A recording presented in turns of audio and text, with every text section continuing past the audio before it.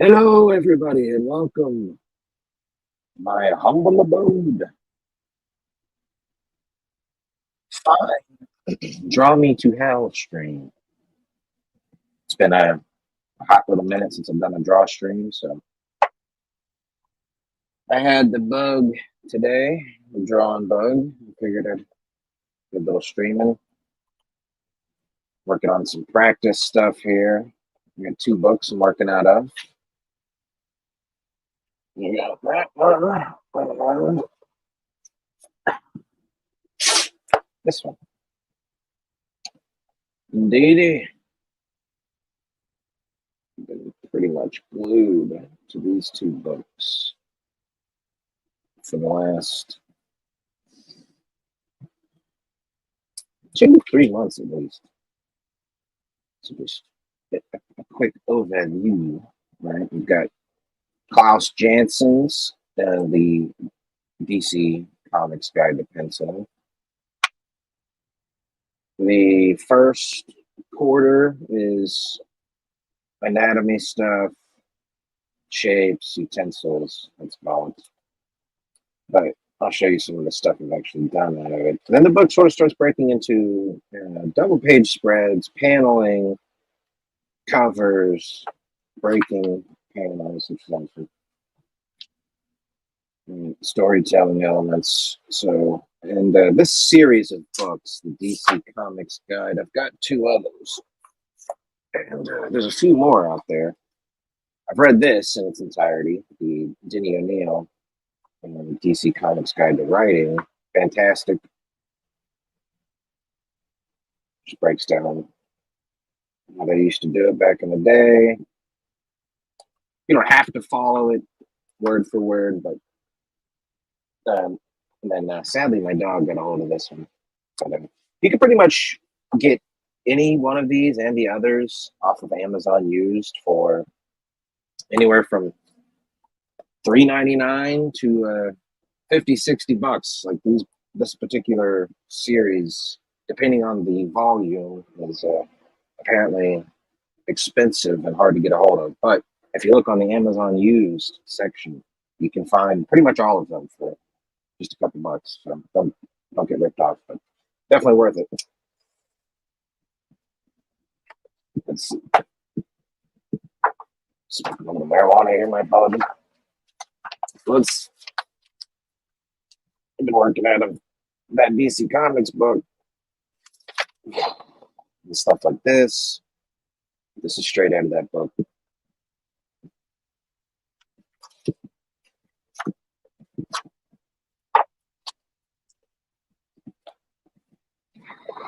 I know it still needs a lot of work, obviously. But oh, hell.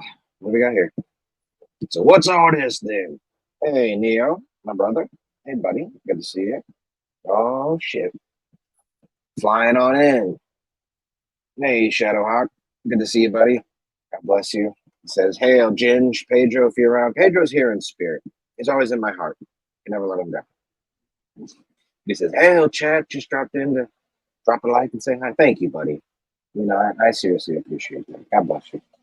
Mwah. There's a little smooch, buddy. That'll be our little secret, too, Shadow. Don't go around telling them anything. Hey, Riser Man stands before you. Yes. Yeah. The world should keep its eyes peeled for something Riser Man very soon. Quite excited about that. I've had to keep my big mouth shut, which, you know, is more difficult than you'd imagine. But let's just quickly, so some of this stuff, though, I've been working out of this book. Uh-oh. Hey, Phantasmagorical. Hey, Fanta. Good to see you. There you go. Great gal. All over the place. Lots of people's chats. Also doing her own reviews. Very nice lady. She did a preview of our Waifus and Kaijus book. Me and Mr. Pedro Ang. And I sincerely appreciate that as well. Thank you very much. Yeah, Star says, likewise, pal. Indeed. It'll be fun. Okay, so here's just a little bit of, speaking of Neo Star, I believe he called this a portly gentleman. I'd have to agree. But So let's just see what I've been doing in my sketchbook. So this is all mostly a mixture of work out of these two books, and that's sort of where I'm at philosophically as an artist as well. It's like I'm torn between two styles, a cartoony style and more traditional comic book. And I know there's something of a middle ground with people like Darwin Cook, who's one of my favorites. But I don't know. I just can't bring myself to it. It's so hard to decide. So here's just a little cat with Captain America. It's just taking body types and swapping them over. I got a Doctor Strange. I got high and wrote Doctor Stranger there at the start. And so I had to wipe that out. The nips for you. See, here's the problem I'm talking about. A more serious anatomical pose, and then I drew that right afterwards. It's like I really can't decide. I've been on this sort of indecisiveness for the last couple months, and it's really sort of thrown me personally for a loop. But there's a Ghost Rider. Never mind his little flag tags. That's okay. We got the G and P mice. I thought Pedro was going to take to this a little bit more, but I don't think he likes mice. But here we go. Now, this, any other day of the week, this might be embarrassing, but this is also a training exercise. Pedro sent me a thing to work on for my art and animation. And it's these Play-Doh tests. And I showed this to my girlfriend. She said it looks a lot like butts and dicks. And I could see some resemblance, though I disagree. What do we think out there in TV land? Does this look like butts and dicks? Yeah. Does that look like a dick? Does that look like a butt? That butt? I don't know. A little bit more. No, but it's a great practice, and it's all just basically simple circles, connected. And sure, does it look a bit like a dick and ball? Of course, but it also looks like an arm flexing, does it not? I prefer, instead of a butt, I prefer to see a dog curled up for a nap. No, a good nap. Who doesn't like butts? Who doesn't like butts? You hear that? You poop out of them, but at the same time, it's like, what's going on there? Okay. What else we got here? We got this cat. Just more practice. Looks like Patrick Star does. And some of those butts kind of look like SpongeBob butts as well. I'm not going to say they don't have a cheeky resemblance. I'm just saying. Some thumbnails for a little background piece I was working on. Still working on. Let's see here. I pretty much don't like anything about this. It's all done in marker. I'm just trying to feel it out. I'm going to eventually, when I find what I like, I'm going to take that. I'm going to put it on a larger piece of illustration board. And then, paint it over on some nice acrylic or something. Okay, so that's my secret plans.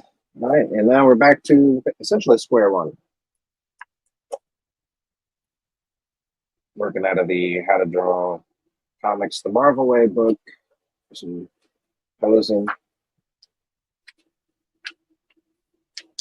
Okay. I'll give you $1. Tell me who that is. I don't even know about it.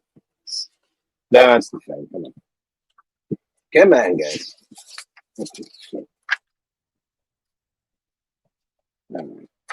Here's where I'm at today. Just doodling little heads, but we're going to try a fresh page. Just to get the old engine running here. All right, boys and gals, if you're there. What are we working out of today? What are we doing? This one or this one? I'm going to smoke pot while you decide.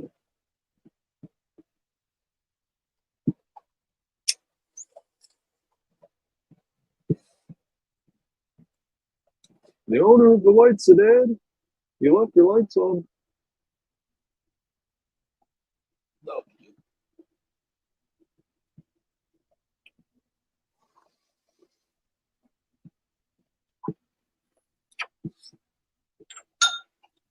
Well, do we have any thoughts, gang? I keep telling myself to design more big powerhouse type characters. I love those characters naturally because growing up, that's like DBZ was obviously a thing for us '90s kids, and sixth grade was a interesting time as far as my art goes because there was this kid who'd kind of reinvented the wheel by stapling a bunch of pieces of paper together and creating magazines. And he did that creating dragon magazines that I thought were incredible and got mad when I tried to do my own. But I also remember drawing a bunch of Super Saiyan type dudes with basically like broccoli for arms. That never quite weaseled its way out of my system. I still enjoy that today. All right. Where do we go? All right, let's start cartoony. Then we'll work our way in. How about it?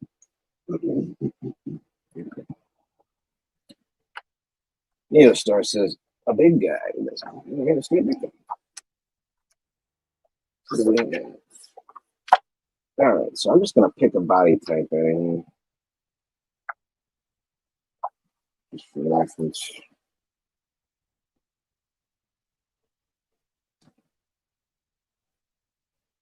Give me a superhero. Give me somebody.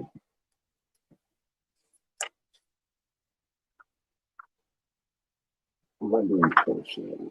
Okay.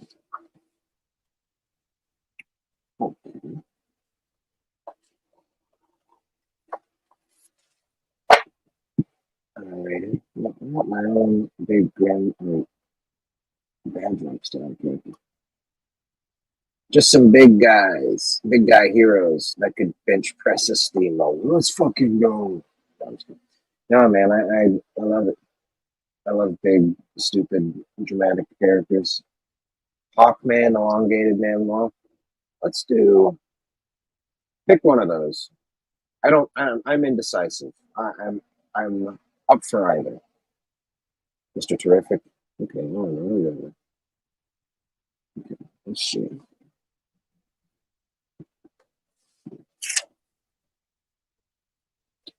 That's terrific.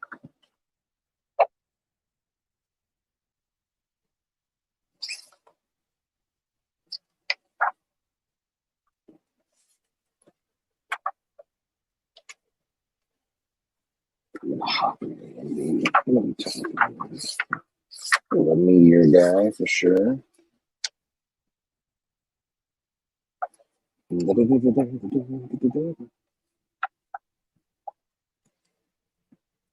Maybe the way I'm doing art, yes, please, no star. Give me a superhero to draw better. DC, Marvel, doesn't matter. Could be even indie. Although I'm slightly more nervous about butchering one of my colleagues' characters, but I'll give it a try.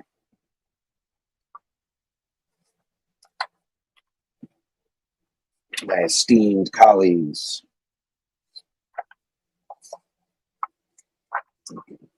And now this, I'll tell you what though, working through what I see as essentially workbooks is exactly how I learned to letter.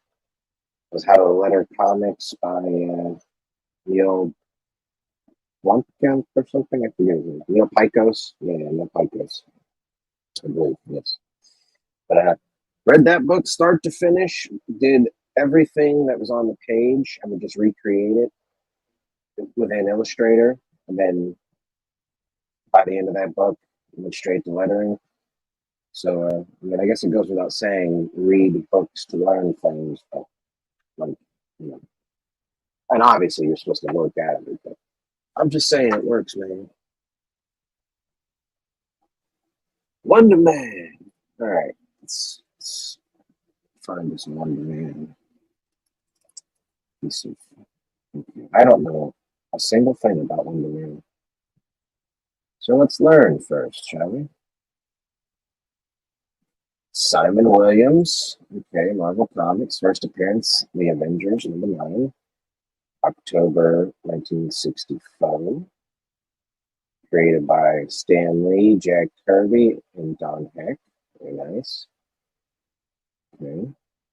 He's been an Avenger, Defender, Shield, Master V. Also known as Mr. Muscles and Hal Kenneth. Okay. Let me share this.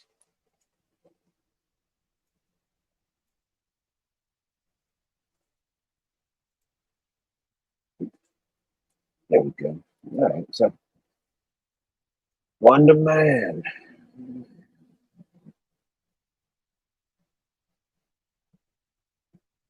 Rich industrialist Sanford Williams. I know another character with the Williams last name. It's a little nod to my boy. I don't know, but that's Cruz. This is why you don't smoke weed. What the hell is powers? Where is powers? Superhuman powers due to chemical and radiation treatment with ionic energy by Baron Zemo. Okay. Giving him superhuman strength, speed, stamina, durability, agility, and reflexes. I see. Okay, so we're in the Jack Kirby. Right. Okay. All right. So that's that. Let's have some images.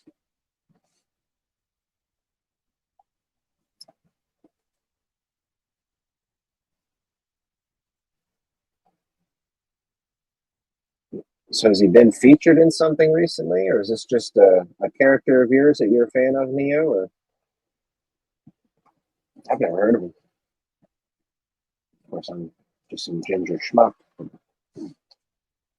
More can I say?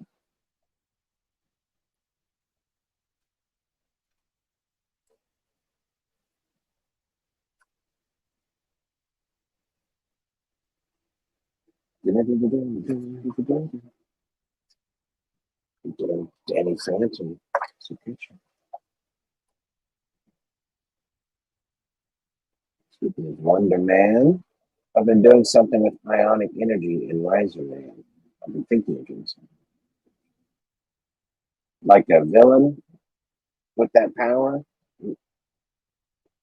And what would be the difference between ionic and psionic? Is ionic like more energy directed from a gun or an outside source? And psionic is inside. Let me grab something to drink here. Give me 1 second.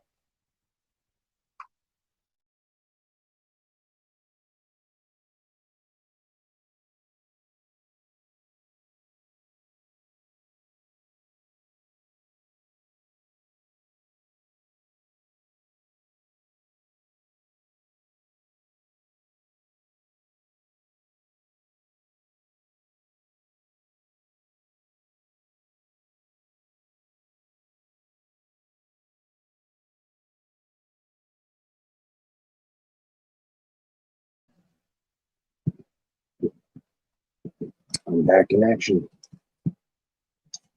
Went to Wendy's the other day, and the gentleman at the drive-through accidentally gave us sweet tea. We did not order it. We tried to return it, and he insisted we kept it. So now it is coming in. And it was delicious. All right, so that's Wonder Man. There you go. And I pull it up. So here we are. Okay. Mr. Bench Press.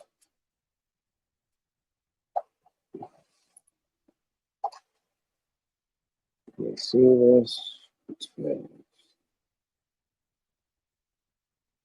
The light. Let me fix this light.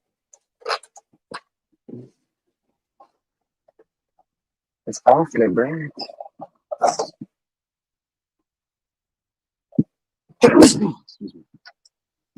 get that COVID, Neo. I'm just kidding. This is a little better. I have to get another light or a new, better overhead lamp. Because also, I'm getting old. I'm 31 years old, but I've been wearing reading glasses for pretty much the last year now. Which I think actually, as a writer, that's part of it. That's just part of it. Like every writer should get to that phase in his life where he's wearing reading glasses and a little sweater around the house.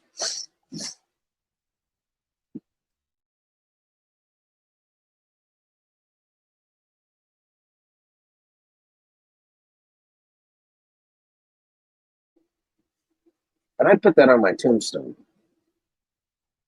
Right? Neostar, Wonder Man has shown up in at least 2 Avengers cartoons, the 90s lesser known Avengers cartoon, and Avengers, Earth's Mightiest Heroes, as a recurring reluctant antagonist. Interesting. Was he always an antagonist? I didn't pick that up from my perusing. But it's interesting. I mean, he was affiliated with the Avengers and all that. Okay.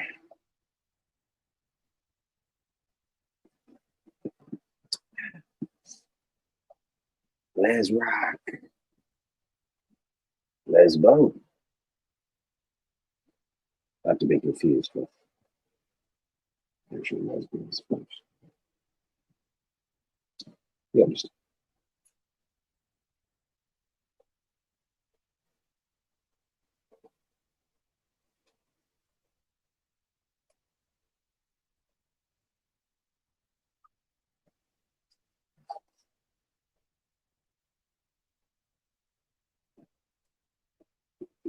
Pardon the adjustments. I know I'm doing a horrible job at hosting the show. Surprise, surprise. Okay, so let's see if we can read this.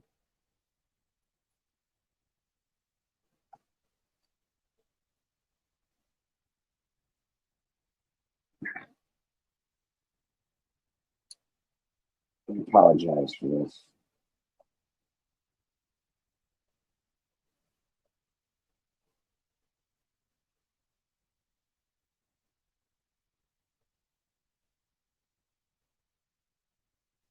All right, so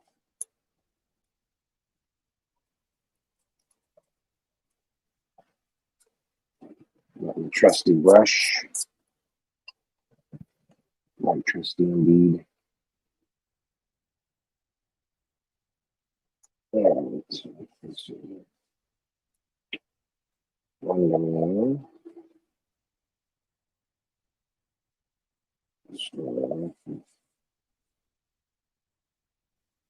It looks like a pretty beefy cat.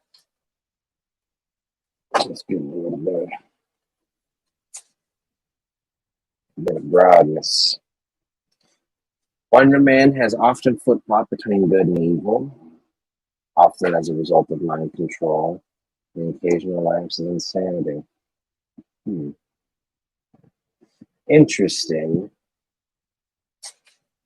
I mean, on the surface, it sounds like a poorly written character, but digging a little deeper at that idea, it's like, well, I mean, not that he's necessarily weak-minded. It's more that I imagine your mental state can only take so much, you know, playing with before it's significantly less reliable in certain areas. So it's like this is like based off of that description. It's really not the guy you want as a hero. I'll just say that. Maybe I'm just being an asshole. I got to get an overhead cam too at some point. This one wasn't, the cats meow. Love when cats meow. I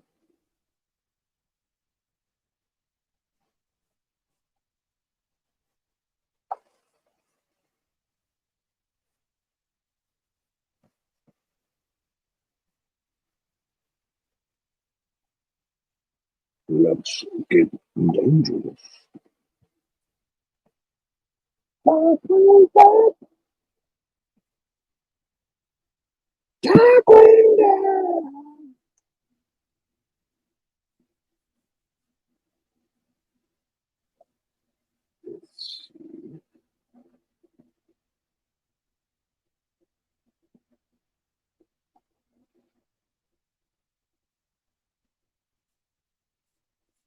One thing I've been trying to do with these cartoony poses is,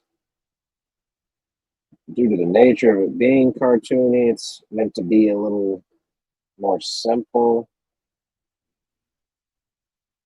At the same time, I'm trying to grow a little bit here, so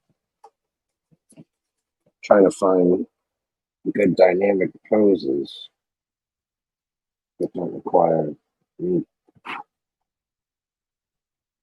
fidgeting too much with it.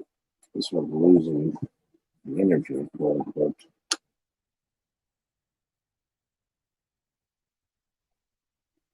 Let's check the book.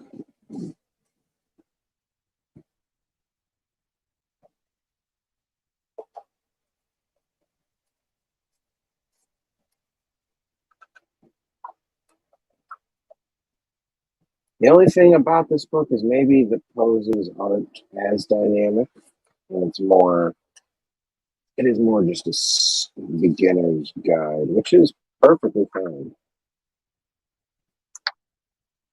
There's a lot to love in this book for sure. And this dude's Christopher Hart is this artist, and he's got several other cartooning books, and he's also the dude responsible for like a wide swath of the how to draw manga. I always call it both, I guess.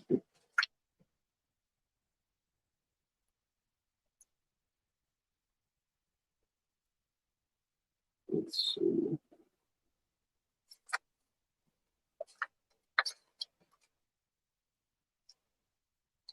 Ah, references. We need references. There we go.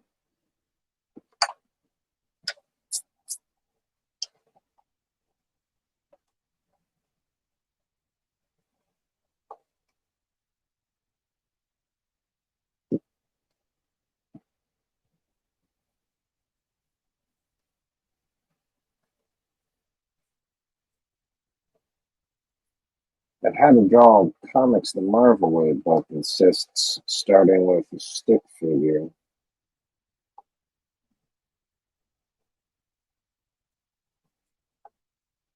So that's why I was practicing stick figures earlier. And I'm not going to argue with John Buscema on nothing, so just as what it is. This other book by Christopher Hart just does it in shapes.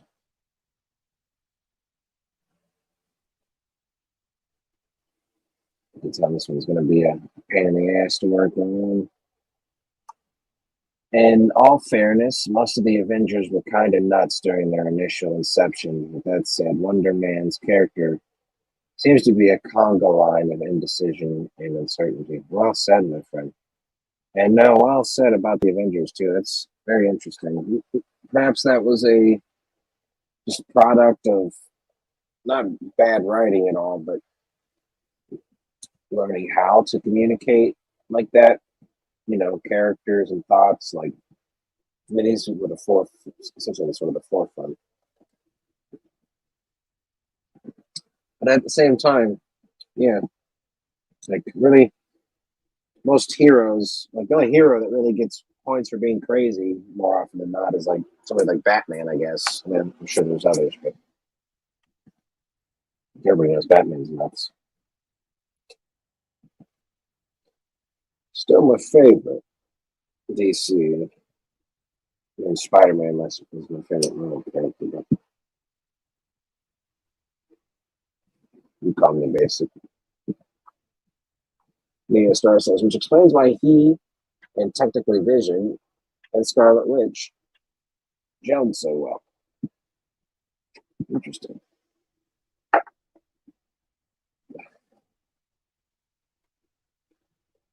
All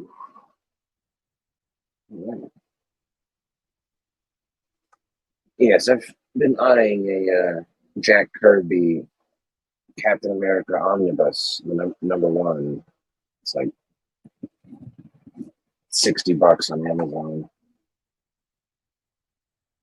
But I got lots of other things I guess to do and get first. So you know how that is. You know how that be.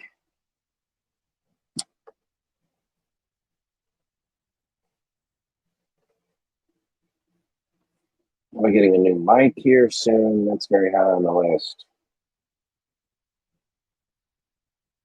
These headphones I've had have just, I mean, I've had them for years, so they've certainly had their hours put in. So I'm not too surprised they're starting to give out. I've had some kind folks let me know my quality is questionable. I have to agree, so it is not good.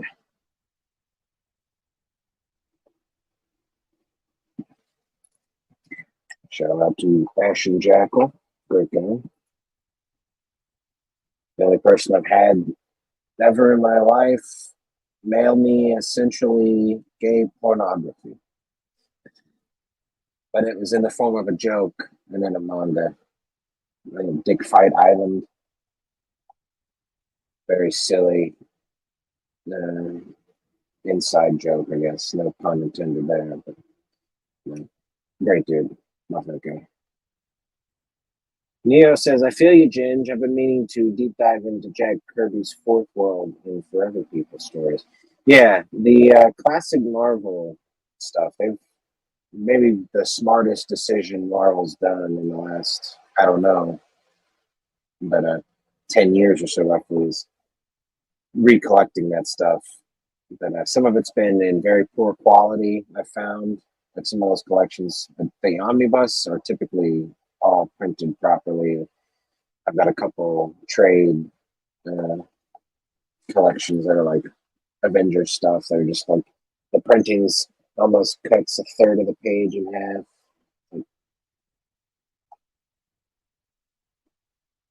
That and Steve Ditko and Mr. A comics. Very nice. Very nice. Not very familiar with Mr. A either. Mr. A.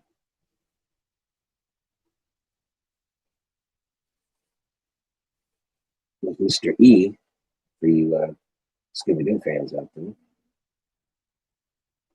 You know what I'm talking about. I'm really sorry that you can't see that being drawing here.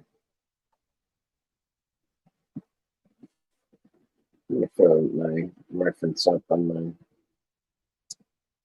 my other screen.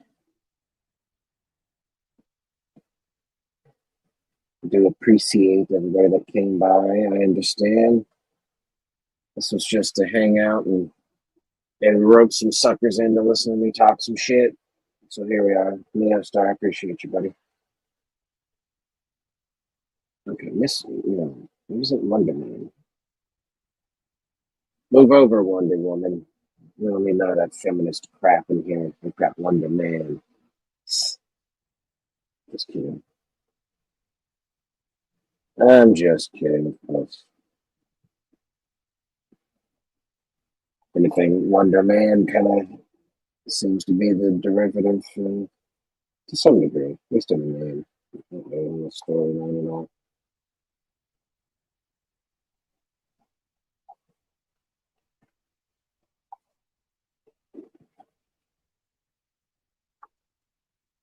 So this one's probably going to end up being less cartoony because when I go to draw naturally, it just sort of comes out a little more like traditional. But if I want to, I can draw cartoony and I enjoy it. It's like my natural shapes tend to go a little more in the traditional. And again, I'm very irritated with this because I'd like to discover a style for myself and then be working on it. Instead, it's just like, I don't know, it's a little bit of almost a, not a waste of time, but I am wasting time. It says primarily because I want to examine an quote objectivist superhero unquote. Had an idea for another hero who I thought would have been an interesting contrast. Interesting. So how is Mr. A objectivist? Is he interesting? Maybe we'll throw up a video.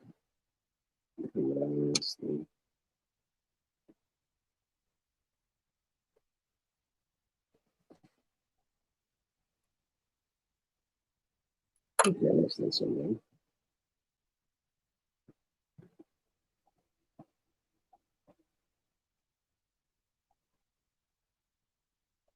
I'm gonna run the risk here. Let's go to Mr. A.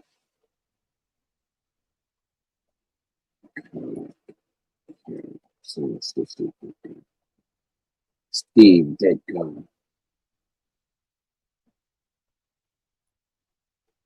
How is Steve Ditko's objections? Mr. A. All right then. Okay.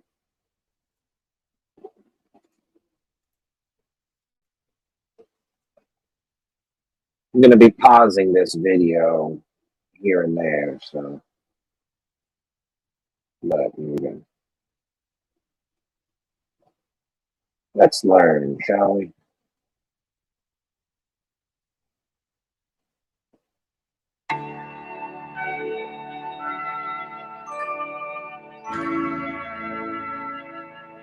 Right on. Hello and welcome.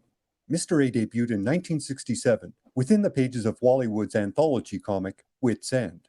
Mr. A would then appear in a variety of fanzines and underground comics throughout the late 60s and early 70s.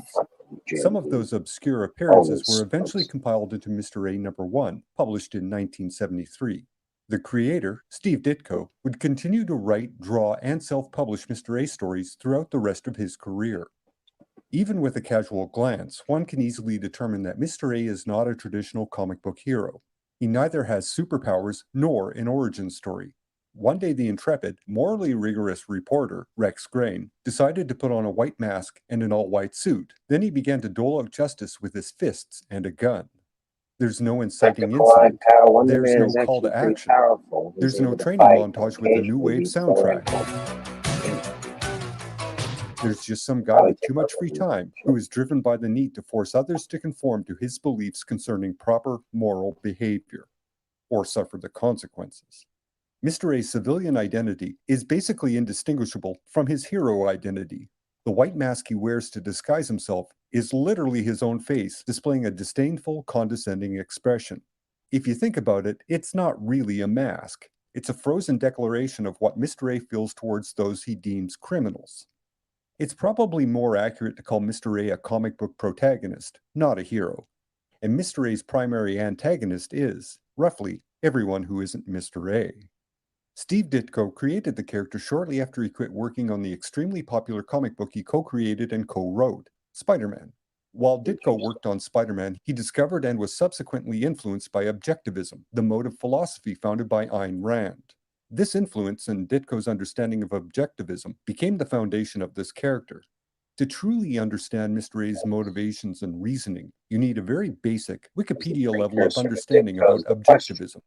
Luckily, the founder of objectivism, Ayn Rand, summarized the philosophy herself in the afterword to Atlas Shrugged, so I can just directly quote her. My philosophy, in essence, is the concept of man as a heroic being, with his own happiness as the moral pursuit of his life, with productive achievement as his noblest activity, and reason as his only absolute. Ditko's interest in upholding the objectivist principles inspired him to create a hero that exemplified the rules he believed to be important. Namely, there is good and there is evil, and there is nothing in between. It's also hard not to notice the similarities between Mr. A and another Ditko creation, The Question. Both were created at roughly the same time in 1967 and somewhat embody the same view of the world. However, The Question is an intentionally compromised, Comics Code-friendly version of Mr. A. The main difference between the two being, The Question upheld traditional hero values, while Mr. A was guided by a new, very strict philosophy. Mr. A is the personification of one of the most well-known objectivist principles, A is A, which is, by the way, totally taken from Aristotle's law of identity. Basically, this means that reality is self-evident. It exists, and its existence isn't open to interpretation. Following that logic, good and evil also exist, and the difference between the two are self-evident and not open to interpretation. Admittedly, that's a very rudimentary examination of objectivism, but these are the highlights you need to know to understand the character of Mr. A. Mr. A is a man that holds the overly simplistic worldview that the path of a righteous, purposeful life is obvious, and we should all strive for that level of perfection, regardless of the self-sacrifice it may require. Those that refuse to accept this basic perspective and act accordingly are left to meet their fate, which is usually both tragic and fatal. Mr. A only sees issues in black and white, good and evil, right and wrong. Within that point of view is the arrogant confidence that his moral position is the only correct position. This is his reality, and it is inflexible. In order for this character to work as intended, Mr. A can never waver. He can never have a moment of self-doubt. He can never challenge his own perceptions and conclusions. He can only dismiss contradictions and justifications. And where applicable, Mr. A will literally beat his convictions into another person. From Mr. A's perspective, violence is not an unreasonable reaction to a situation. It is the logical application of the code of conduct established by his opponent. When challenged with violence, he returns the challenge in a disproportionate manner. Of course, being a righteous individual, Mr. A always triumphs. This reinforces his moral superiority. Overall, Mr. A is quite literally a one-note character. That note being, I am right, you are wrong. End of discussion. The stories involving Mr. A are, well, there's no polite way to say this. They're terrible. They aren't actual stories, to be honest. They're like morality plays with a transparently thin premise that allows Mr. A to defeat a wrongdoer while speechifying about right and wrong and the moral duty of the individual. Eventually, Ditko drops the pretense of there being even the slightest hint of a story and just has Mr. A lecture the reader directly. This approach to storytelling hits a new level of absurdity when all character dialogue becomes unrealistic monologues. Seriously, who talks like this? No one. No one talks like this ever. In all fairness, Ditko isn't writing characters. He's writing personifications of bad human behavior. The people in these stories, so to speak, are simply there to argue with Mr. A. Their actions and reactions are overly simplified and easily invalidated by Mr. A's superior moral position. They are straw men, but Ditko doesn't pretend they are otherwise. Regardless, when one needs to resort to that level of manipulation, they've completely invalidated the argument they're trying to make. Despite these criticisms, one can't help feeling a sense of fascination about Ditko's work on Mr. A. This is a creator passionate about the work and the message he's trying to get across. It's teeming with frustration about a world that not only tolerates the worst we're capable of being, but then provides excuses for that terrible behavior. Steve Ditko, much like his character Mr. A, lived his life upholding the principles of objectivism. Due to his dedication to this philosophy, Ditko did not give any interviews. Ditko simply did the work and, as he stated many times to those who attempted to interview him, he let that work speak for itself. That was all he was willing to say about his creative output. There are two notable exceptions to this. In 1989, Ditko recorded a 5.5-minute spoken word piece for the documentary Masters of Comic Book Art. In that piece, he read a prepared statement that outlined his approach to what defines a hero. It slightly comes off as a rambling commercial for objectivism. This was in response to Stan Lee's public written statement that he considered Ditko to be the co-creator of Spider-Man. While somewhat unclear in the essay, one can infer that Ditko objected to the co-creator status, because Lee merely had the idea, and it was Ditko that brought the character to life. One can further infer that Ditko believed he deserved the sole credit. Lee facilitated Yeah, that was interesting.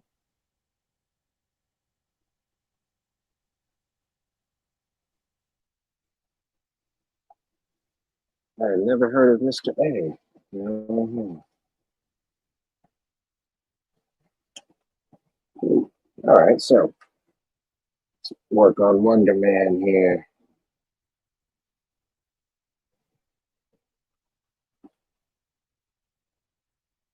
Yeah, it seems like the question might have been the better version of that. That the guy made a good point where it seems like Ditko wasn't really. It wasn't really a character as much as it was the idea of something. Whereas the question probably is a little more like character.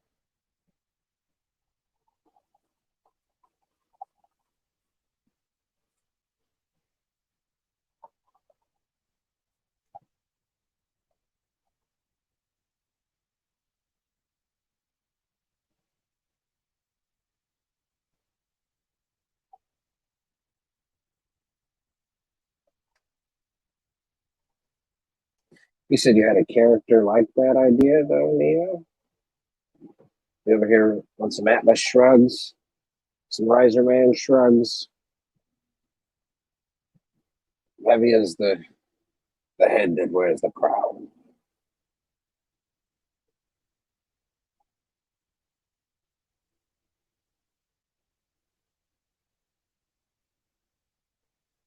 This is a tricky little foot right here.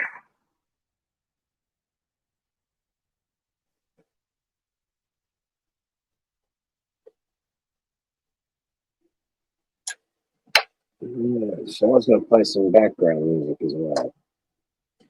I am stealing Vic King's jam here, let's say. You can come at me. I'm just kidding. Get some more.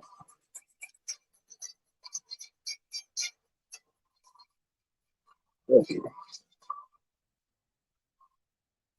I have no visions of this particular strain having been monetized, so I'm not too worried about it.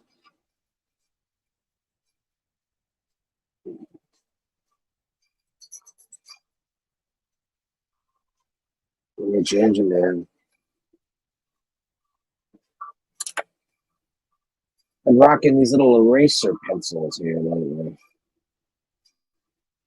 They're useful, obviously, because I can get in at that sharp point. I might try another brand next time. As far as it goes, I'm pretty for like $6.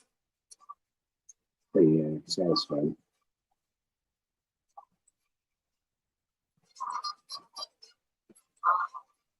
Yeah,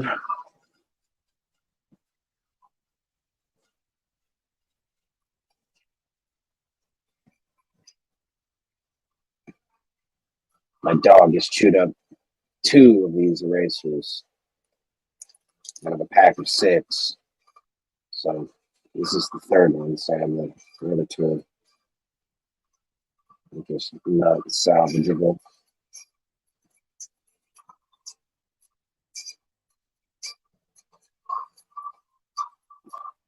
So this foot is kind of weird.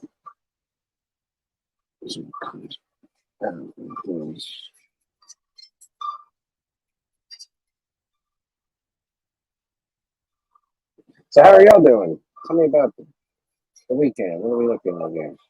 Yeah, what you doing, buddy? How's your weekend looking?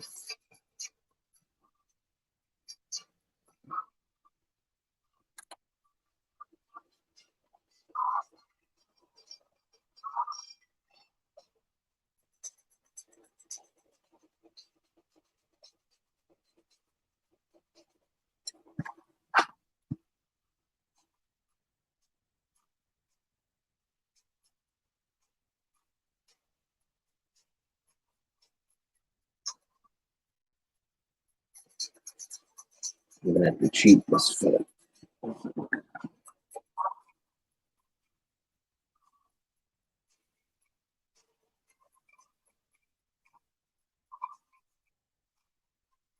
I was using a piece of reference, but I don't want to fidget too much on this foot. Since we're loud. Neo says, like I said, I wanted a hero that contrasted Riser Man since his moral philosophy was loosely inspired by characters like that of Kamen Rider and The Flash. I thought it'd make for an interesting dynamic. Very well. I see what you mean. Yeah.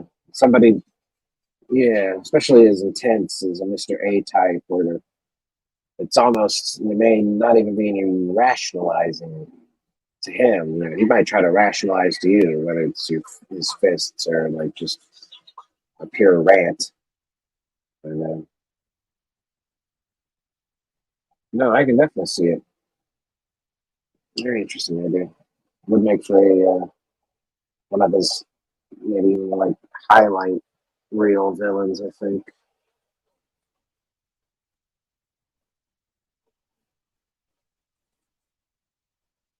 Probably gonna come back to that film. Isn't it?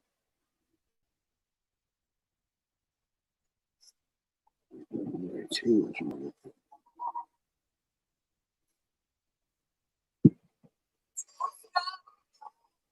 Thinks we are rocking a little Alanis here.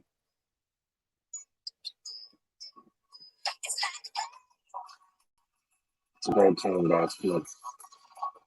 I won't hear anything. I won't hear anything about it other than that.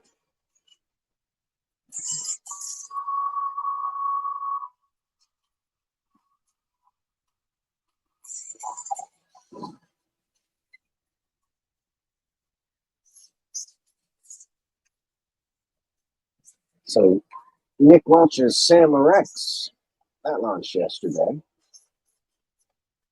He was kind enough to launch with Dear Freckles, your boy here. Isn't that cool? Nice guy.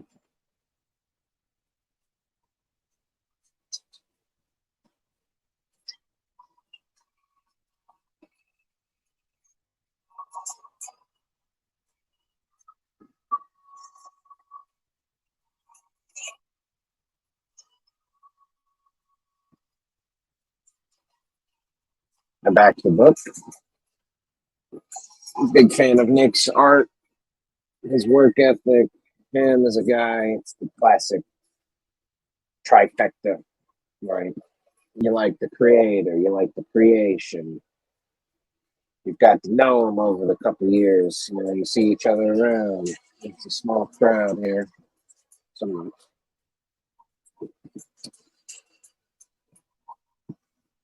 that'll be a good one. He's doing the whole book himself. Lettering, art. Yeah. And then he's got his boy Rex. Very nice dude. Secret host of some podcasts. And he's his real life best friend, and also Rex is doing the community management stuff. So nothing else over there in their Discord.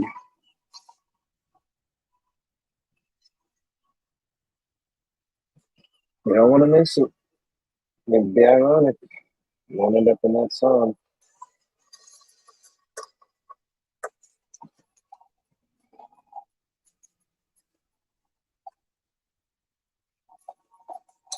Neo says, honestly, it's been pretty exhausting, and hopefully I'll be more energized later in the day. Yeah, I get that afternoon crash and then come back up for air. I took a nap earlier today, even though it was in the stream, but yeah. The second half of the day, let's call it, once you come up from the nap. I usually get a big gust of energy towards 10-ish or so, which is useful for art late into the early morn.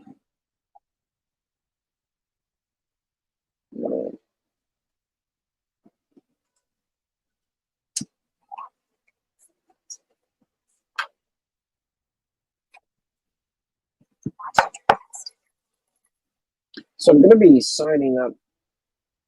I'm trying to figure out what's the second class I'm going to do, because there's a couple options and I'm pressed for basically time, especially considering how they've scheduled some of this stuff out. Some of the classes are on the same day at the same time. The Kubert Art School has some online classes that are very affordable and are taught by some notable people. You can go look at the work, comic pros. So I'm going to be taking the fundamentals of art online there, just $220 for 6 weeks. I felt like that was a pretty good investment. And the other class I'm trying to decide on, and then the other one I really wanted to take ended up being rescheduled to the same time as the fundamentals class. So I'm going to take the fundamentals class. So, but there's an intro to animation, and then there's a dynamic perspective class. I really want to take the intro to animation, but I feel like the dynamic perspective class is probably way more valuable in the long run. So I'm really leaning towards that one. And it sounds like the way less sexy of the two, but yeah, being really well versed with all the different perspective points is and that will serve me for the rest of my life as an artist. Hey, could I find a book and teach it myself? Sure. But I don't know, I want to try online classes. And at $220, that's something I can definitely afford. So I'm excited. Very excited.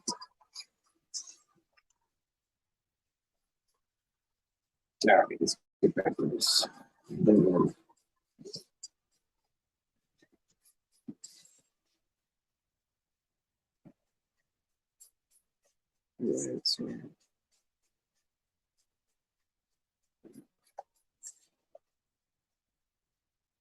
I'll flip back to my sketchbook here in a little bit, but yeah, the characters with massive like traps and lats, I'm all about that shit. The more cartoonish, the better.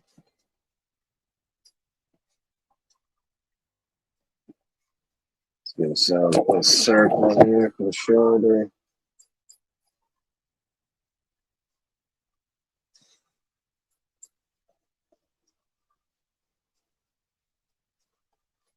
I'd love to draw my own comic one day. That's certainly one of my goals. Probably not anytime soon. Maybe in like 5 years. I bust my nuts off.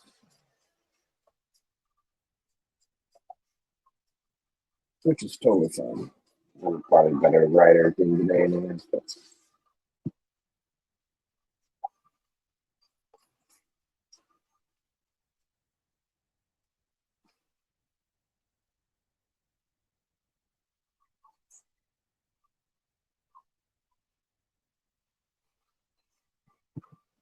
I'm just trying to rough this out, guys. I understand it. All this stinks.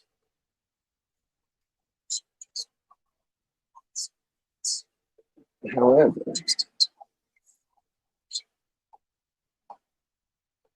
I'm largely digging where this piece is at as far as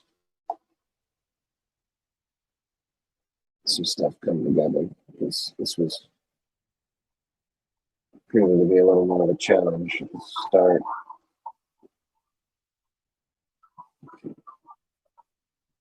That's too good.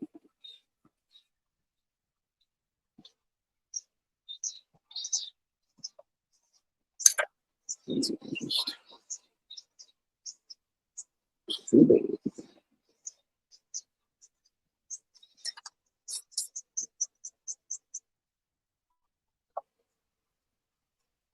Go ahead and bust the tits out, man. And Neostar says, I may have to wait till payday before I can back Sam X. I understand. I understand that. It is the fun and painful part of all of this is it's fantastic to support creators and get something in return. Yeah, it's hard when you're trying to build a business yourself too.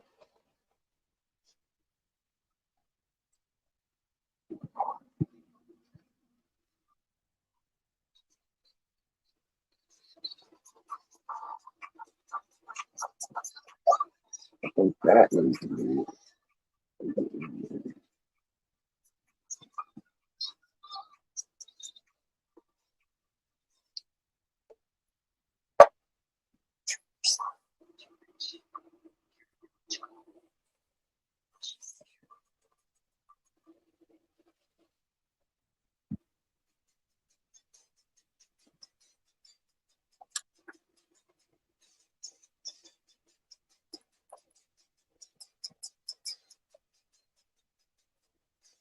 Let's draw the picks.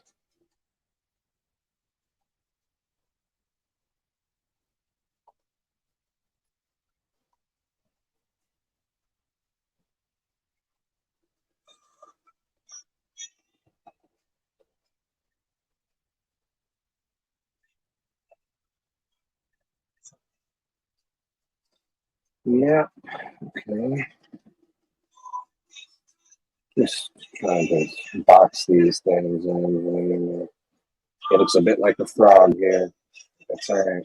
People like frogs in our neck of the woods.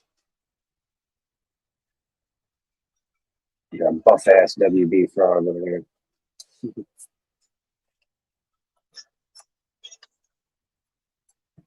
Hello, my baby. Hello, my honey. Well, my right hand girl.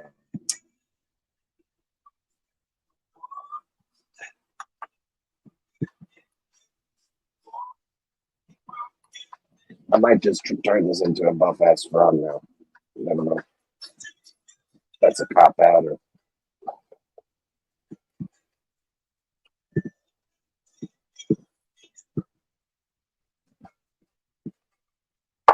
this frog don't fuck around.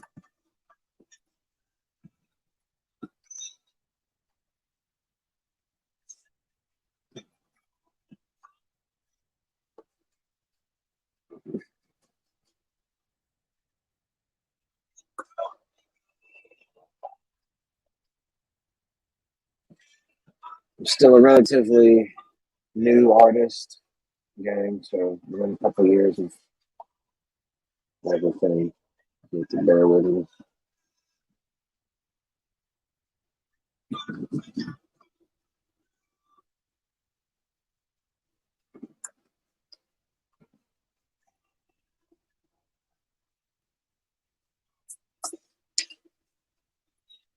Let's see.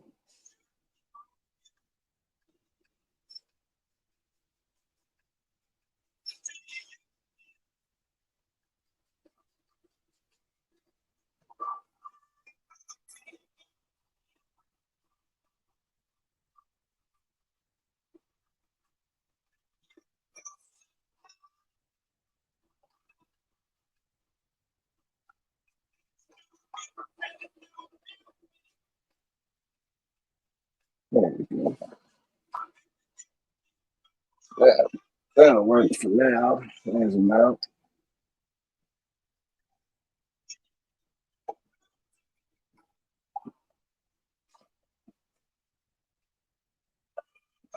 All right.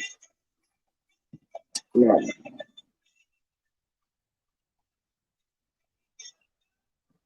Yeah, I'm just trying to not render too much in because I have that habit of sort of jumping into it with my socks on.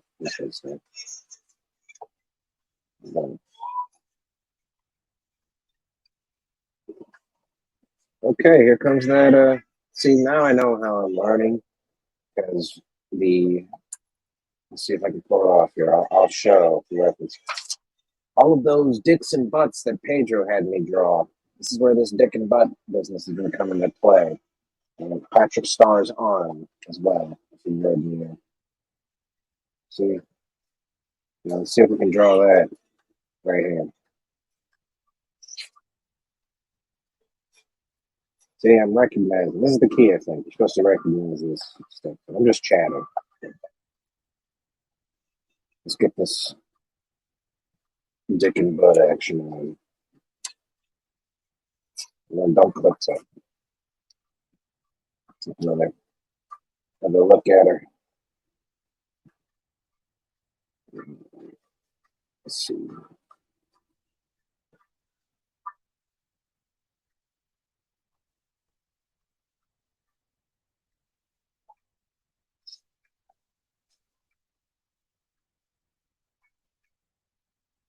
And this is very loose. And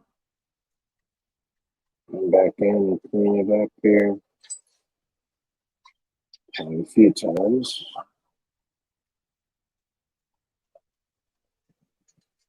Like that's if he had a baby on him. So we're going to redo that, obviously. But let's kick another tune real quick.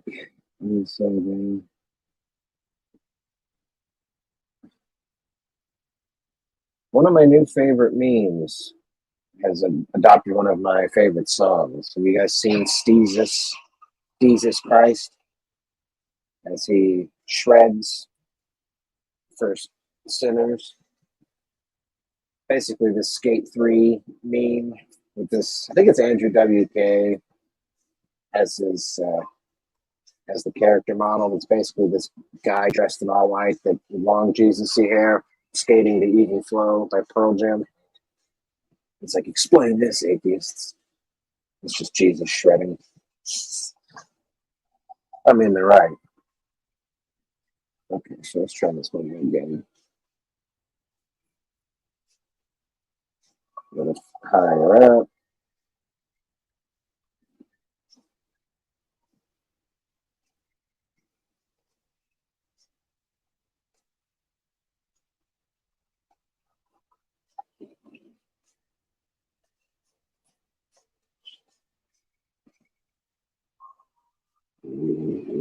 Just a little bit higher.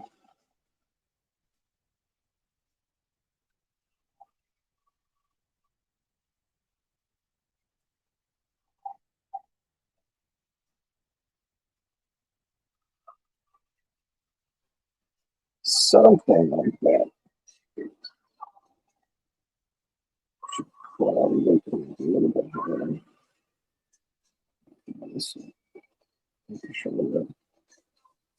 There we go.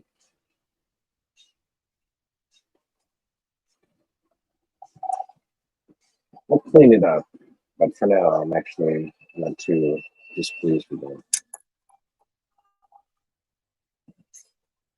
Well, that dick and butt drawing came in handy today, Jared. Thanks, bud.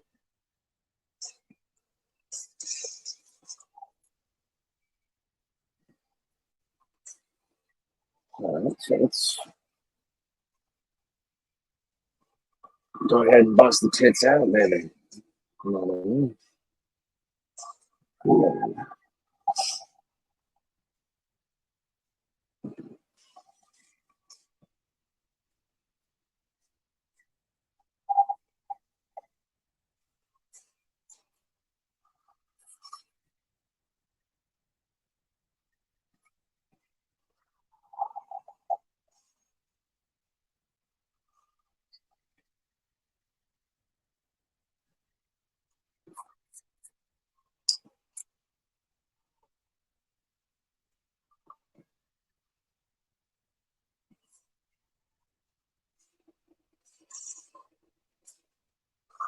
So you guys like Invincible, the cartoon show, or the book? I've been reading through some of the book. It's been a minute, but I dusted it back off. Actually, I have a Omni-Man. I did.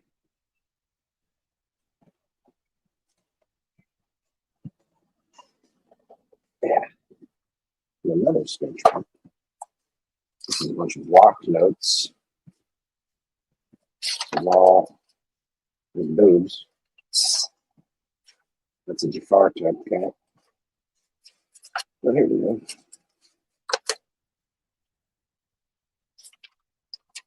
Beast. One of my latest, well, actually the latest Spells and Superheroes character. To play on Beast is eating a candy bar. You get it. Here we go.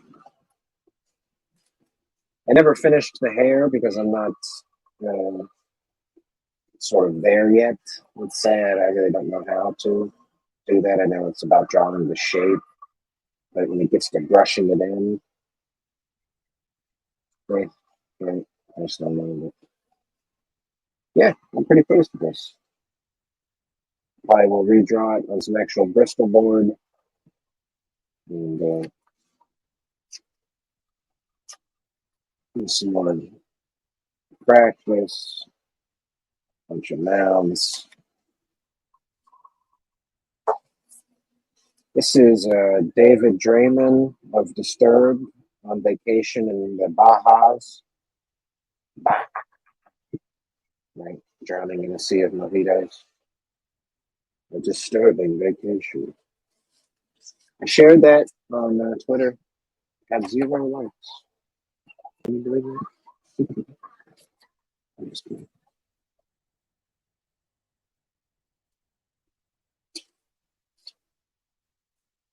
Got Kevin.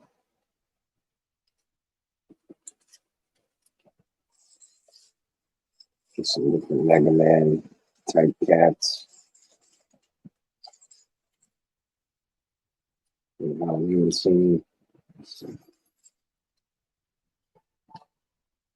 Green Goblin, based off of the David Finch video.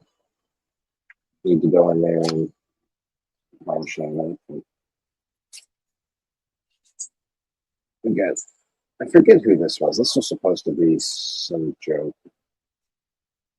about a cruise ship.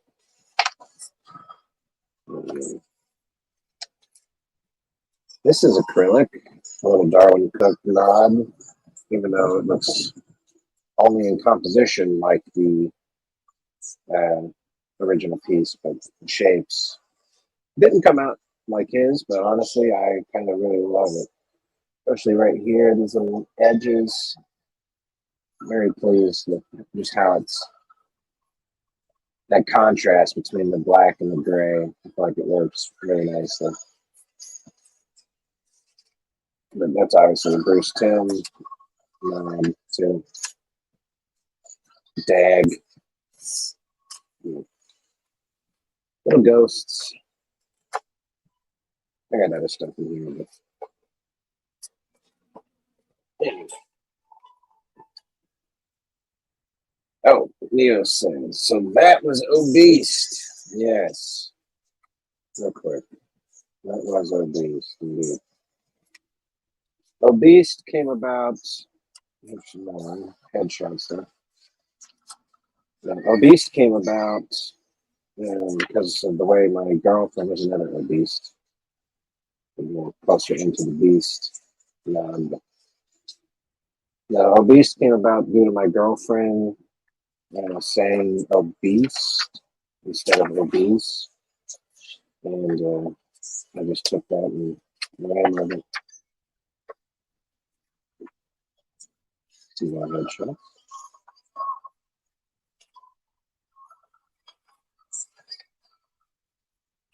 Anyways, yeah, that's obese. Basically, he's like the Hulk if he got trapped in. Yeah, it's basically the Hulk's origin story, to be honest. But it's for Spells and Superheroes, but it's a loose origin story at the moment. But he just is a fat scientist that gets trapped in some kind of contraption, and hilarity ensues from there.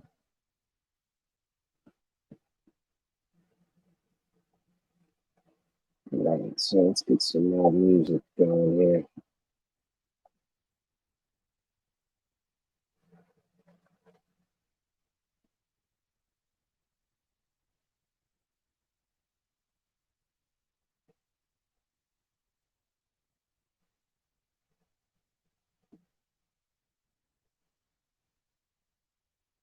All right. feel like if I play in the ICP, you know, my three lovely viewer here, God bless you all, will be running away. So let's do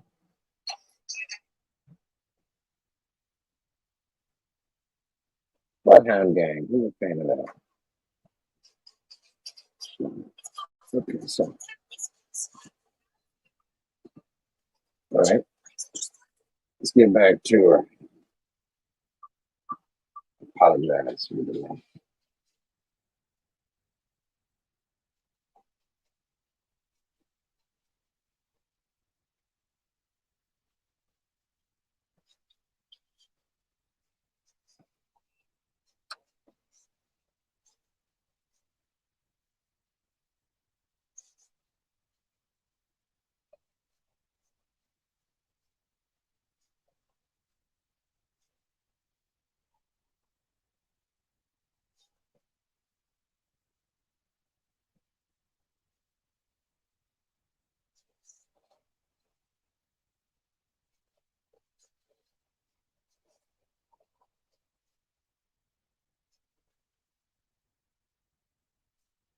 Let's move the dicks and butts here.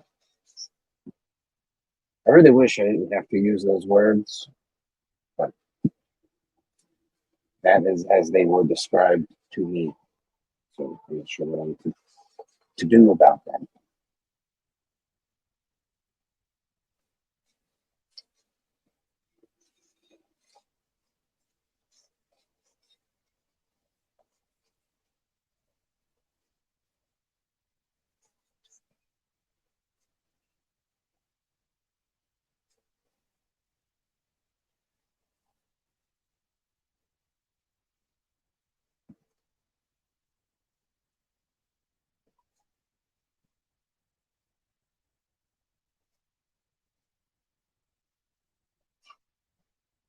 Okay.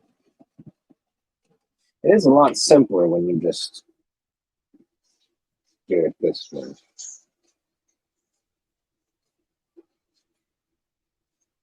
It's easier to just get in there, a little more carefree.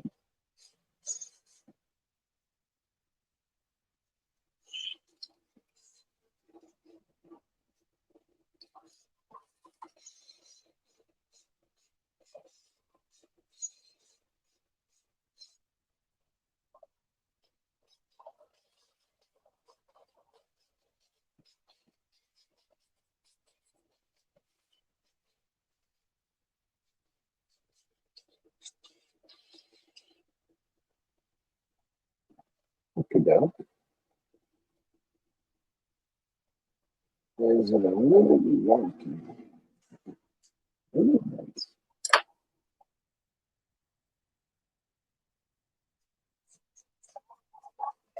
Can it be fixed? I believe so.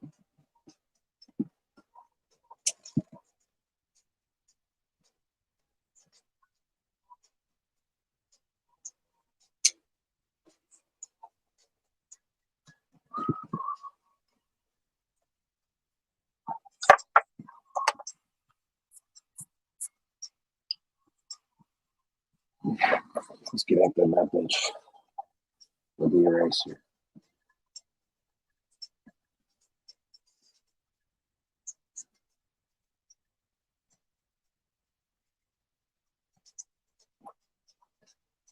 Yeah, that's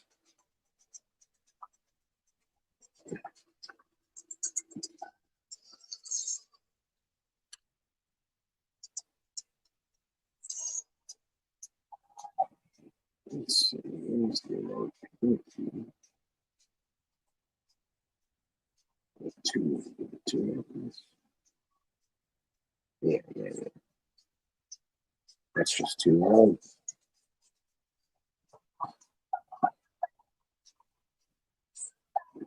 It was glorious, but it was too long. Maybe we'll do that character one day. A guy with a extra long arm. Doesn't stretch or anything. It's just longer than the other one.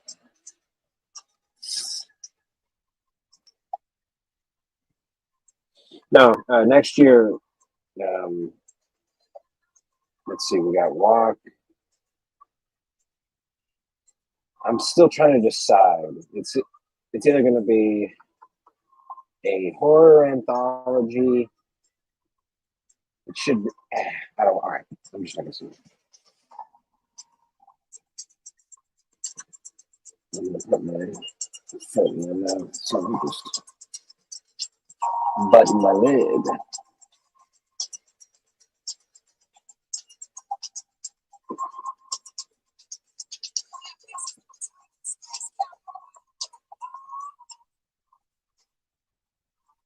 Neostar says, not gonna lie, a Beast Blob mashup does sound kind of awesome.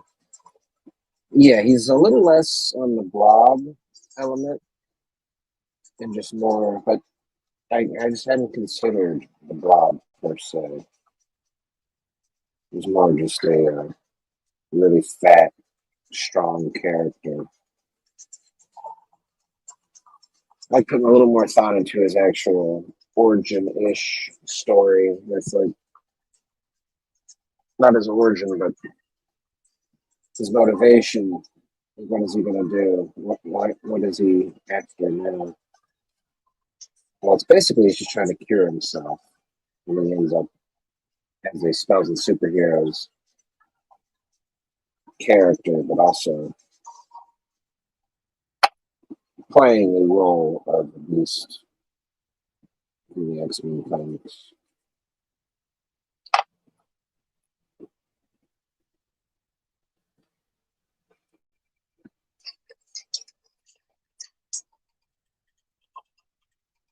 Good God, Google ads, you cocksuckers.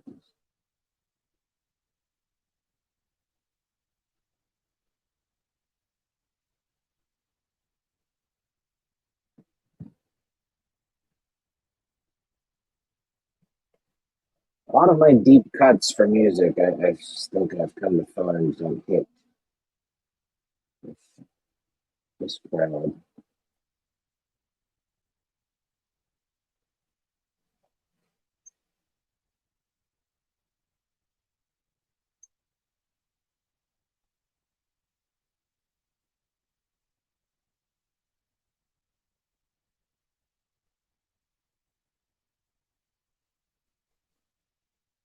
Very good.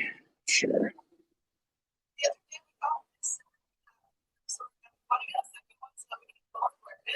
Oh my God.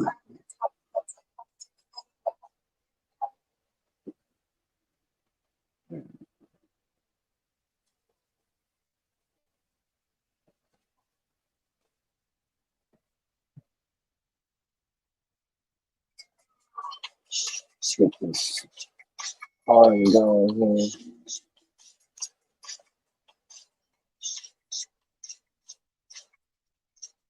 here.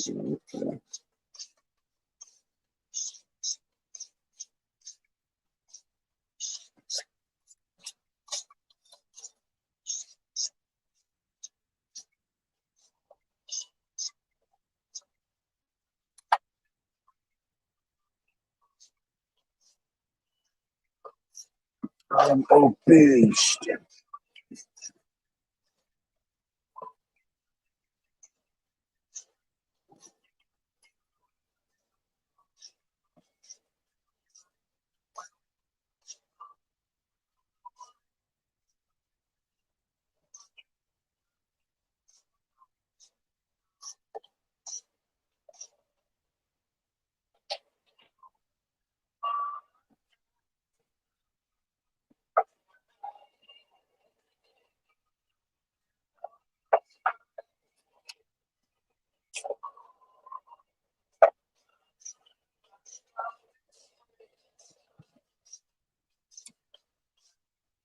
So Neo Star, how you doing, bud?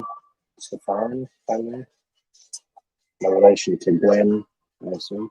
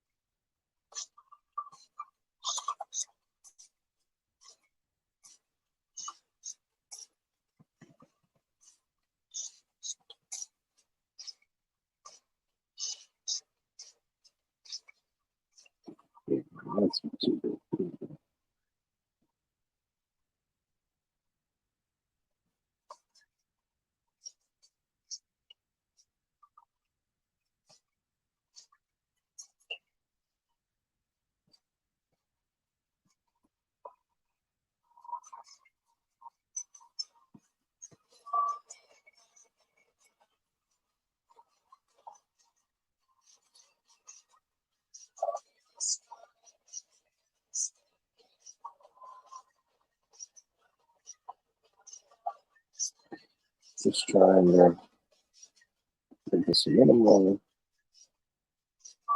shape to it.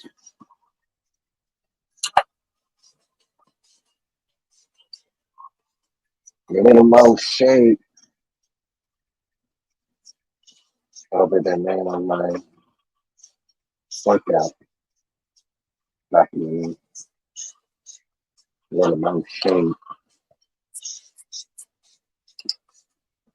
Along with the complimentary meal prep, maybe a little more spice. Just a little more. Just a little more. Here we go. So we're cooking that a little bit here.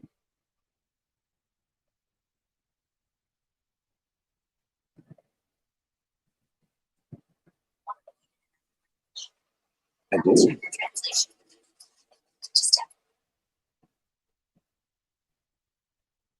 And so we're swinging through the air then. All right. Let's go.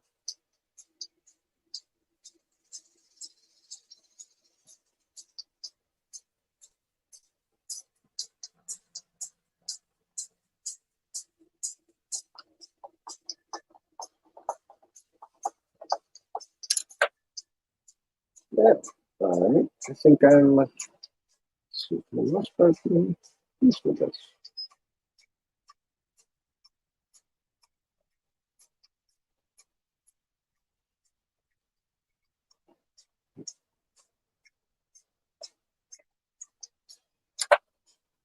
Let's just see. Gotta get some new rulers.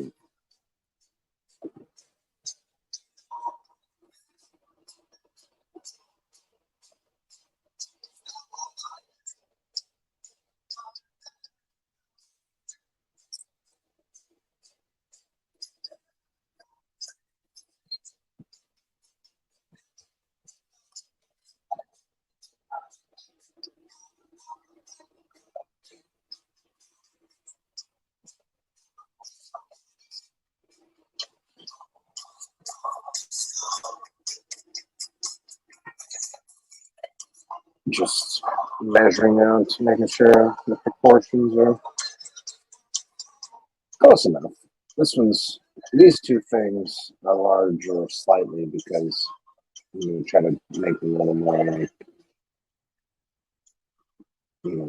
what's the word? In perspective. At this funky Daryl's house cooking. Mm, mm, mm, mm.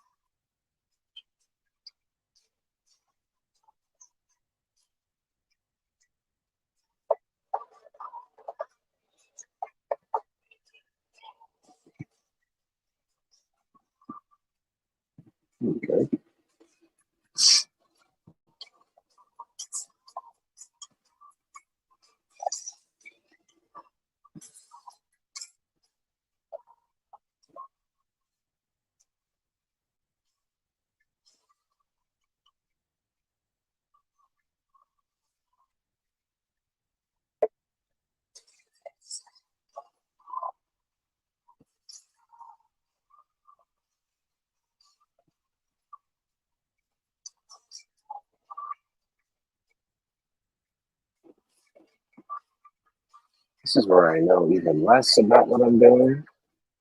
But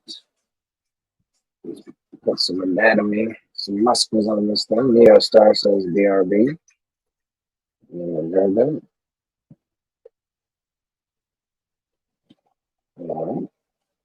Not a problem.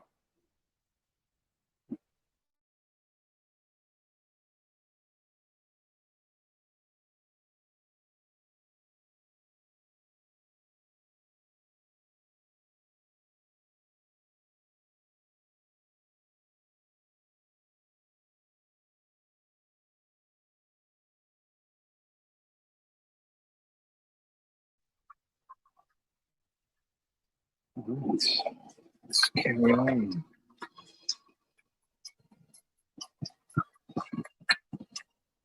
The show must go on.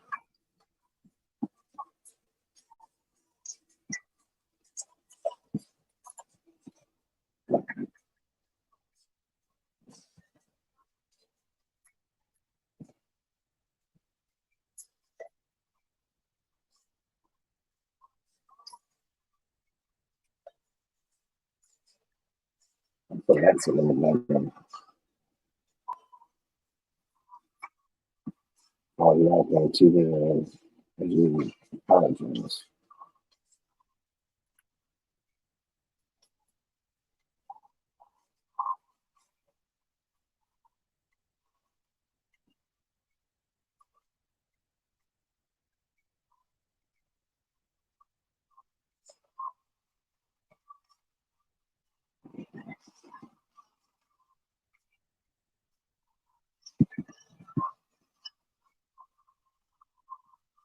Give it the old clean up, wipe her off, load hard, and clean her up.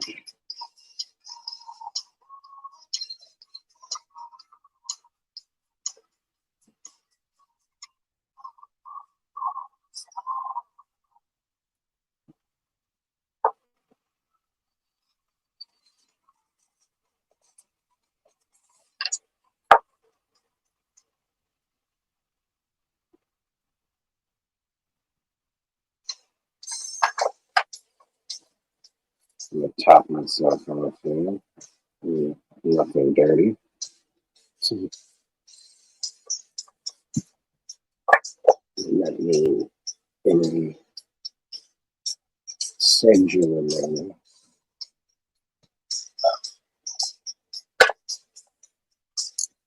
You gotta get the funk rolling, baby. Funk it up and funk it out.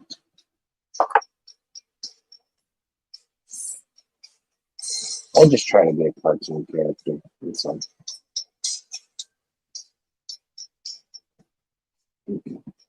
What's up, Ginge? Hey, Kayla.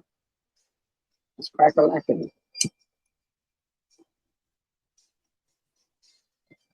Just hanging out, doing some doodling, doing some cleanup there. Nothing dirty, obviously. Let's see. Here we go.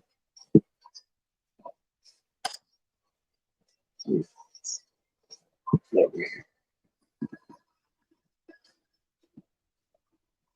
go. How are you? Thanks for coming by. Smoking a little marijuana here. So,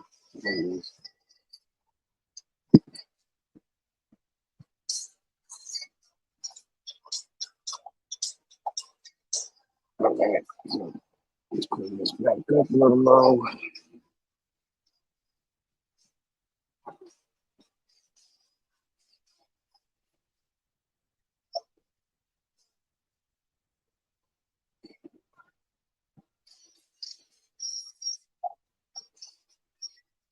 Kayla says, saw you were live. That's right.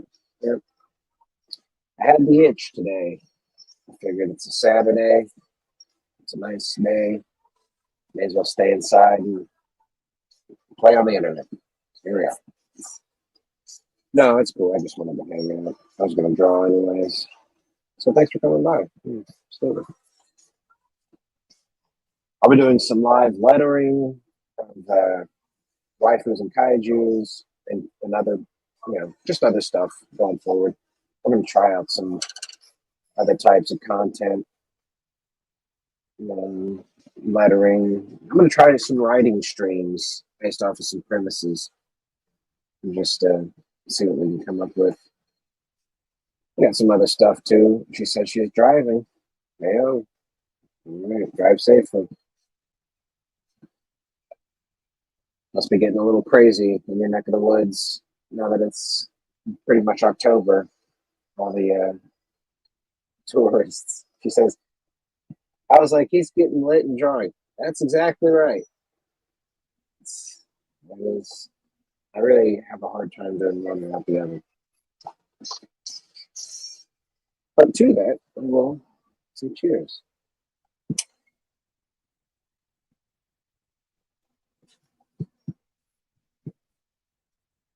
All I do is smoke. I'm not, not that it matters. Whatever. I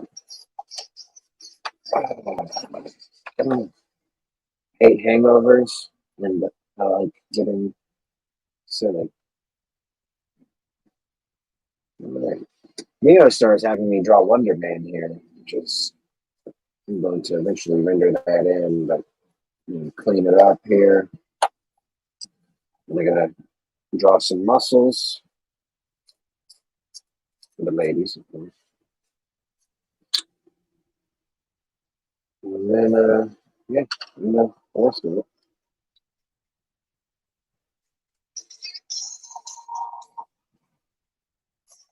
Right.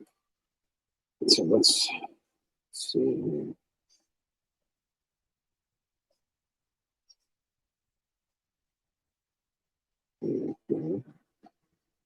Oh yeah. She says, "Yep, I want to rip my hair out." Goddamn tourist. Oh yeah, no. I feel conflicted because,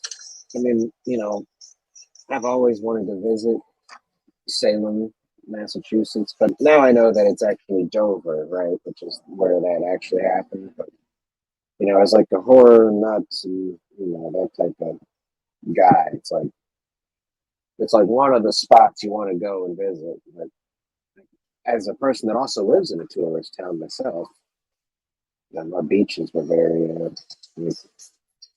popular at one point. Now it's mostly families because the local, which is fine, but at one point they were very popular. Right? A lot of people would argue too popular, but I worked in the bar and nightlife industry, so regardless, tourists are a pain in the nuts. What is there to do in Salem? I mean, is it just you just walk around and say ooh and ah, or is there something like an attraction? Or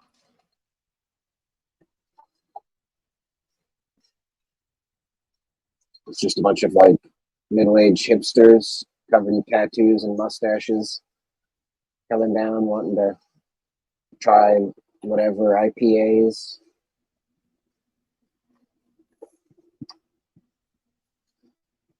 I'm just talking shit.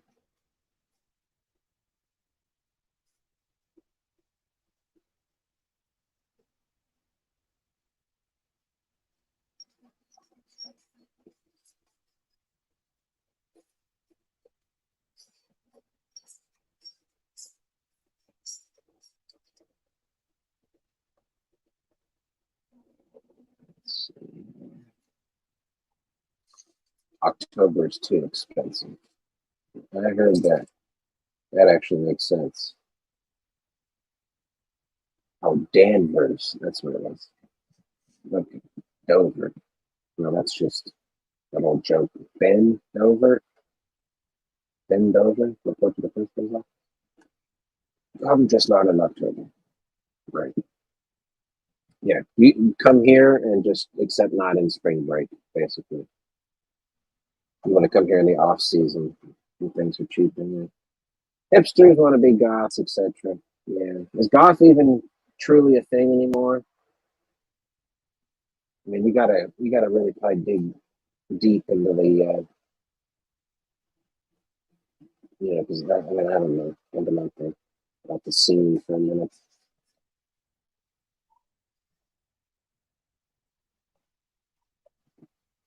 I'm going to Orlando the last 2 years in October to visit my best friend. He moved there, I think, like 3 years ago. And he got a job at Universal. Him and his wife. They've been great to let me and my old lady come hang out. They got Halloween Horror Nights, so it's a lot of that. But it's pretty fun. It's very expensive though, but my buddy, because him being employed there, obviously you get the hookup. But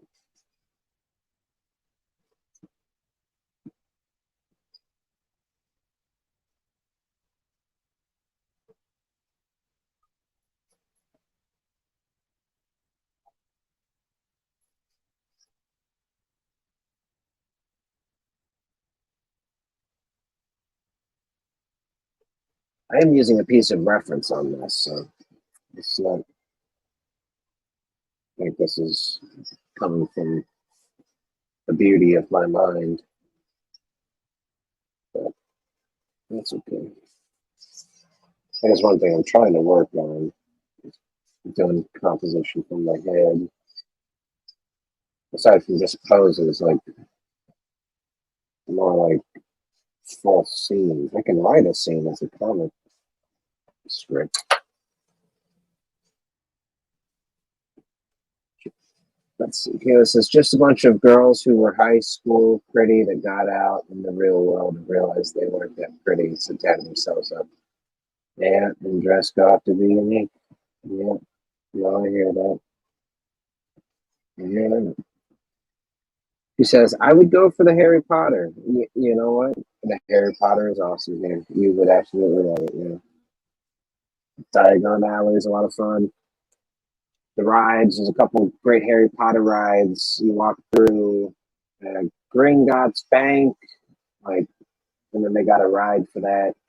But yeah, I mean, it's this. They got a huge dragon.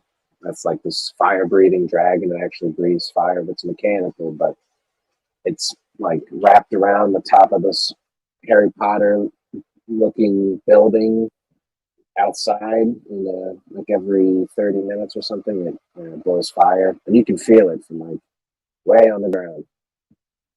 It's pretty awesome. Yeah, um, maybe I'm biased just because my buddy works at Universal, and I feel like they're, they're probably. I mean, obviously they've got their hand in like a lot of this cultural shenanigans, but as far as their park goes, it's pretty fun. So I mean, I don't know. And from what I understand, from the business point of view, they're doing better than Disney and are cheaper than Disney too. But I mean, you can spend whatever you want at these places. You can spend fucking 20 grand if you wanted to. But yeah, the Harry Potter. That's if you're gonna go, I mean, you definitely want to go for that. Yeah, the Green Gods Dragon. Yeah, that's awesome. They've got that. They've got a ride that has this. I forget what it's called. But it's like this manticore type creature that's was created just for the park. You'd think it would look lame, but it's actually pretty cool looking. And on the ride, I think it's the Hagrid's ride. Yeah, the Hagrid's ride, where you ride on his motorbike. You got somebody riding and driving the bike, and then you got a passenger seat. Yeah, we're on a sidecar. It's a lot of fun, man. Uh, she says, I have no desire for Disney. Yes, no good. Yeah, I mean, the prices at Disney are absolutely absurd. I mean, one might say that about Orlando or about Universal, but I'm just looking for a tune I can throw on real quick. have a hard time with just YouTube is failing me. It's failing me.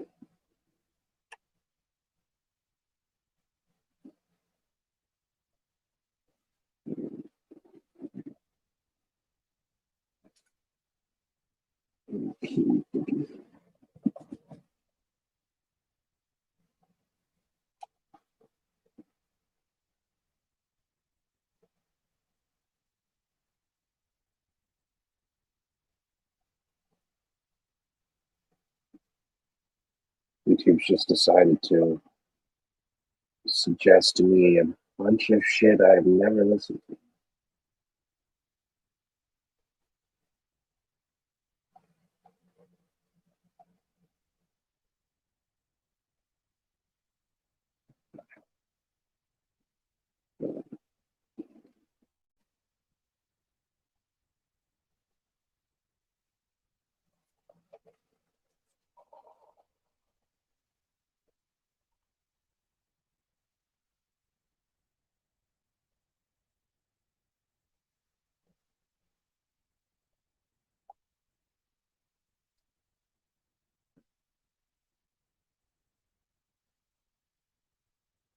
One problem I keep having is I like to add an extra ab. It's like I draw the torso is too long. This guy's really is a little more scrunched up than he needs to be, but it's okay. This knee's coming right at you. If that makes sense.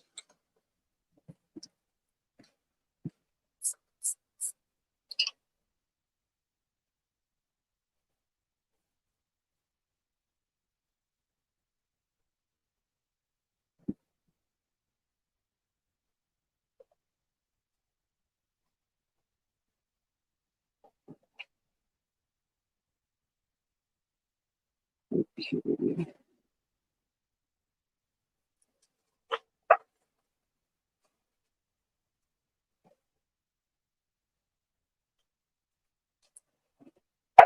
It's about feeding time for my dogs. I'm giving them a stink eye.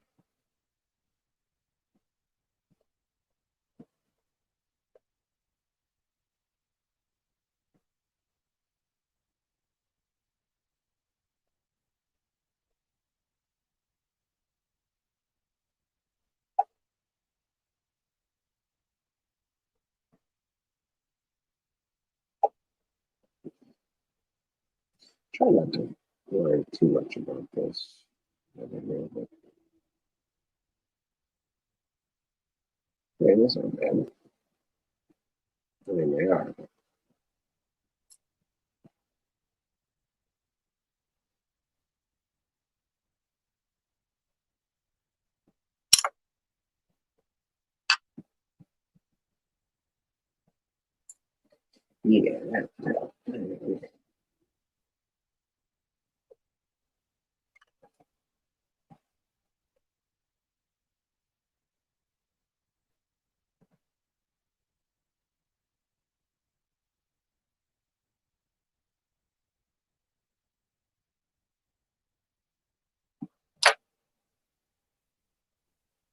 Yeah, that's why he looked like a frog.